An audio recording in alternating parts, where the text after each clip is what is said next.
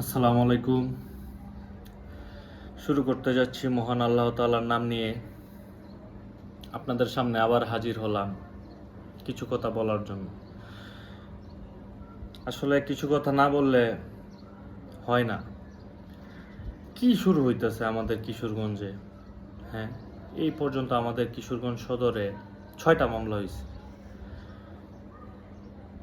আজকে আরেকটা মামলা হইল, এই নিয়ে 7টা মামলা হইল। আসলে এই মামলাগুলোর কি আসলে কোনো ভিত্তি আছে? আপনি দেখেন 5 আগস্ট আজ থেকে প্রায় 3.5 মাস হয়ে গেল। এই 3.5 মাস পরও যদি মামলা এফআইআর হয় ওই ঘটনা নিয়ে, আসলে এটা দুঃখজনক বিষয়।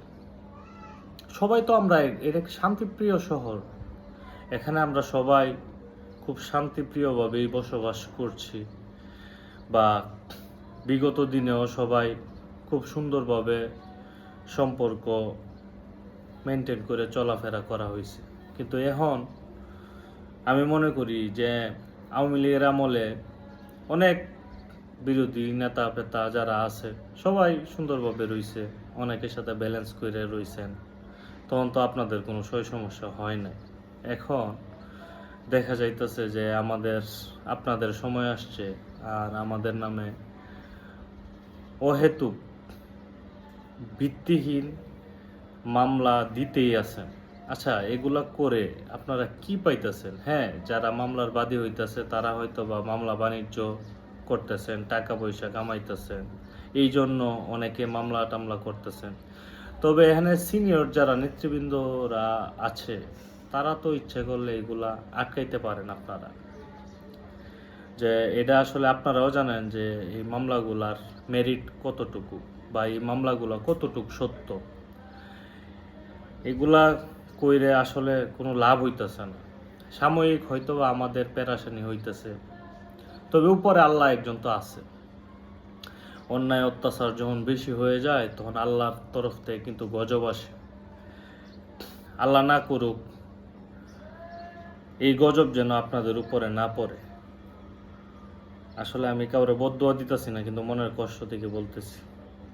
দেখেন, শেখ হাসিনার সাথে আমাদের মাননীয় নেত্রী, জননেত্রী শেখ হাসিনা, ওনার বিরুদ্ধে আরেকটা মামলা করা হয়েছে। উনি কি ঢাকা থেকে আইসা কিশোরগঞ্জ মারামারি করছে? আসলে এগুলা চিন্তা করলেই মানে হাস্যকর যত মামলা আমাদের কিশোরগঞ্জে হইতেছে।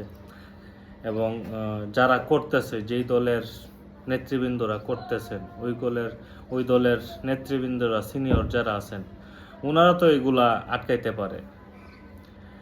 আসলে আমি এটার তীব্র নিন্দা এবং প্রতিবাদ জানাই। এগুলা আসলে ঠিক না। আমাদেরও কিন্তু সময় আবার আসবে, এই জিনিসটা ভুলে যায় না। কারণ উপরে একজন আল্লাহ আছে, ক্ষমতা দেওয়ার মালিক আল্লাহ, নেওয়ার মালিকও আল্লাহ। আল্লাহ আবার কখন আওয়ামী লীগকে ক্ষমতায় আনে এটা আল্লাহ পাকি ভালো জানে। তো অতএব যা করবেন বুঝে শুনে কইরেন। আবার ভবিষ্যতে যদি মামলা টামলা হয় তখন তো আমরা বাদী হয়ে কোনো মামলা করি নাই, ঠিক না? আমাদের আওয়ামী লীগের কোনো নেতা কি মামলা হয়ে বিএনপি বা জামাত বা অন্য কোনো নেতার বিরুদ্ধে কি মামলা করছিল? করে নাই। তো এই রীতি দ্বারা কিন্তু আপনারাই শিখাইতেছেন। তাই ভবিষ্যতে আপনাদের জন্য শুভকামনা রইল। ভালো থাকবেন। আল্লাহ হাফেজ। জয় বাংলা, জয় বঙ্গবন্ধু।